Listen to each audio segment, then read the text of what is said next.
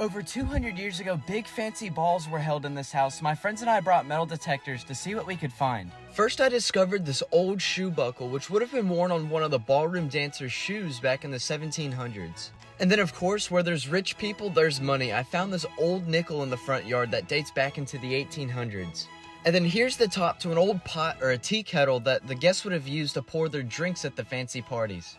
And then a few feet away, I found this old coat button, which would have been worn on one of the men's fancy jackets that they wore to the ballroom. At big parties, there's always guests to feed, so it only makes sense that I found the bowl of a super old spoon. Just after that, my friend called me over and he said that he found himself a button as well. These buttons would have only been worn by the wealthiest of people in the area. And then my very last find of the day was another piece of an old broken shoe buckle. Who knows, one of the dancers could have stepped on their partner's foot, snapping the old shoe buckle right off the top of their shoe. And that could very well be how it ended up.